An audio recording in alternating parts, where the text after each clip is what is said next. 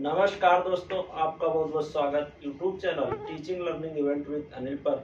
आज हम लोग इस वीडियो में अध्ययन करेंगे टीजीटी आर्ट कला विषय के रिवीजन के अंतर्गत कला के तत्व टॉपिक चल रहा था। उसके अंतर्गत कल हमने रेखा के प्रकार और उसके प्रभाव को देखा। आज कला के तत्व के अंतर्गत ही जो दूसरा तत्व है रूप, उसको देखेंगे। ठीक, रूप के प्रकार, इसके प्रभाव और यहाँ से क्या महत्वपूर्ण प्रश्न बनते हैं, इसको इस वीडियो में हम लोग अध्ययन करेंगे। अगर आप चित्रकला के सड़ंग कला के तत्व का जो लेक्चर है नहीं देखे हैं तो इस वीडियो के डिस्क्रिप्शन बॉक्स में लिंक दिया गया, वहाँ से आप देख सकते हैं और क्या महत्वपूर्ण प्रश्न बनते हैं उन पर विस्तृत चर्चा की गई है।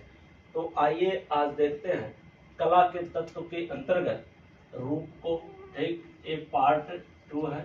ठीक, कला के तत्व का पार्ट फर्स्ट में सामान्य परिचय हुआ था, सभी जो कला के तत्व हैं उनकी विस्तृत चर्चा हुई थी। अब एक एक से क्या महत्वपूर्ण प्रश्न बनते हैं, क्या प्रकार है, उनके क्या प्रभाव है, उसको देखा जा रहा है। तो आज उसी के क्रम में देखेंगे कला के तत्व में रूप को। ठीक, तो रूप जो होता है ये दो प्रकार का होता है, सममित रूप ठीक और असममित रूप, सिमेट्रिकल फॉर्म और असिमेट्रिकल फॉर्म। ठीक, इंग्लिश में कहते हैं इसको नियमित रूप और अनियमित रूप भी कहा जाता है। ठीक, रेगुलर और इरेगुलर भी कहा जाता है, ध्यान दीजिएगा।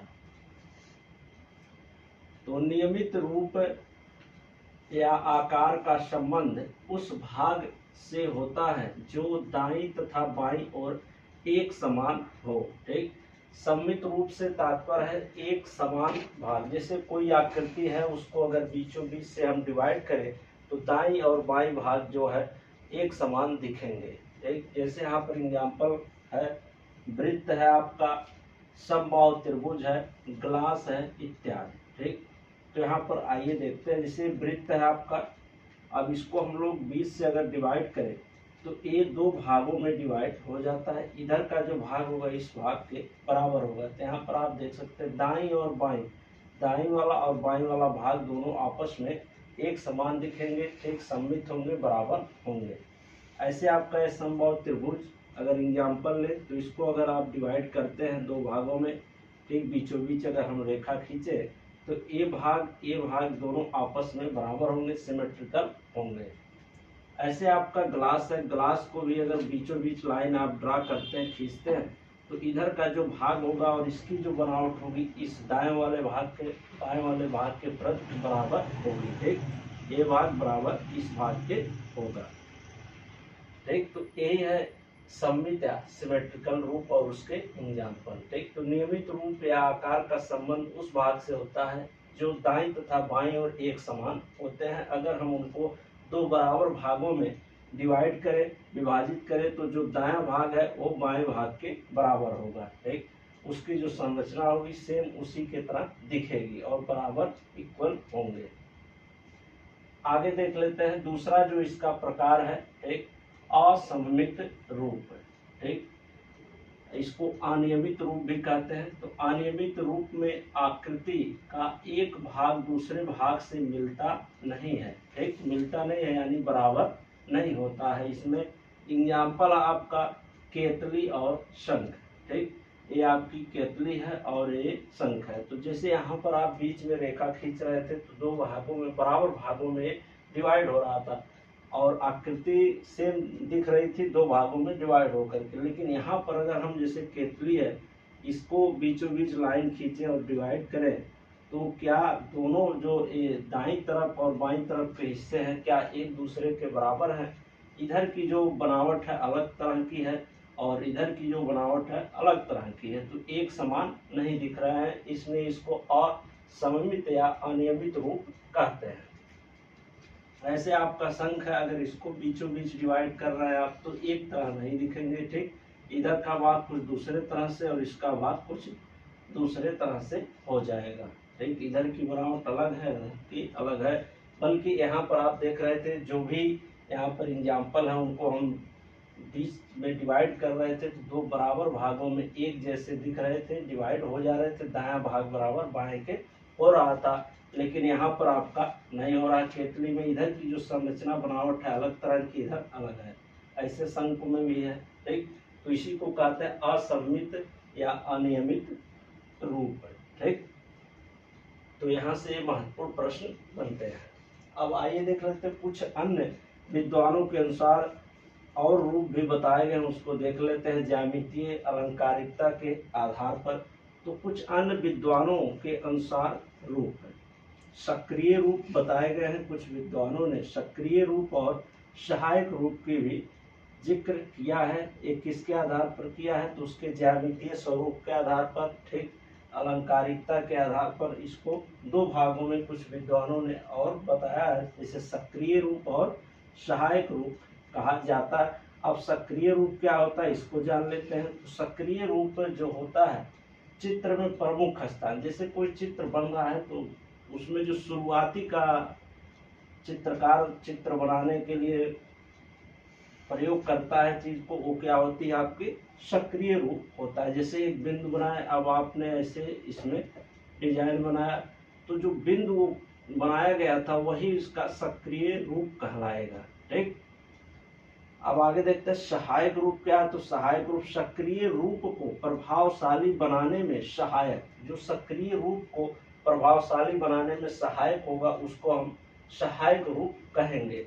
जैसे यहाँ पर पहले हमने बिंदु बनाया तो ये क्या था सक्रिय रूप, जो मुख्य पॉइंट है, इसी के बाद और चीजें संरचना जो है बनी है, तो ये मुख्य रूप है। अब इसको आकर्षक बनाने, जैसे बिंदु है, अब ये क्या है, कोई इसका मतलब नहीं, लेकिन अगर इसमें इसके सहारे आप फूल बना दे रहे हैं, ठीक, ऐसे कुछ डिजाइन बना रहे हैं, तो इसको आपने सहारा दिया और इस बिंदु का महत्व बढ़ गया, सौंदर्य बढ़ गया, इसका सौंदर्य, उसी को कह रहे हैं सक्रिय रूप को प्रभावशाली बनाने में सहायक, प्रभावशाली और आकर्षक बनाने में जो सहायक रूप होगा उसी को सहायक रूप कहते हैं। बिंदु पहले एक था, लेकिन जब इसके चारों तरफ ऐसे आप बना दिए बिंदु उसी के सहारे से, तो ये क्या बन गया, ये और अधिक प्रभावशाली बन गया। तो इस सक्रिय रूप को प्रभावशाली बनाने में जो सहायक होते हैं उसी को सहायक रूप कहा जाता है। और सक्रिय रूप क्या होता है, तो मुख्य रूप से कलाकार जिस आरंभिक बिंदु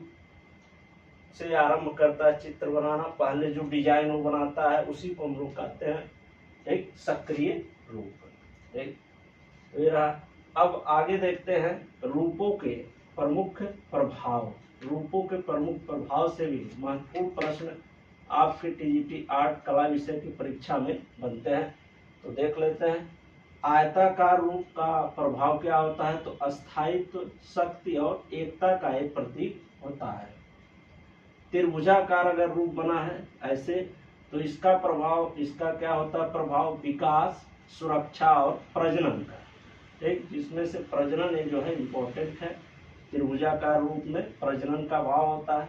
आयताकार रूप में क्या होता है, ये अस्थायित्व के भाव को दिखाता है, ठीक। आगे देखते हैं विलोम त्रिभुजाकार। अगर विलोम त्रिभुजाकार है, ऐसे उल्टा त्रिभुज बना है, तो उसका मतलब अशांति का, लिप्तता का, ठीक। इन चीजों को एक प्रदर्शित करते हैं, ठीक। उल्टा अगर त्रिभुज बना है तो अशांति को प्रदर्शित करता है।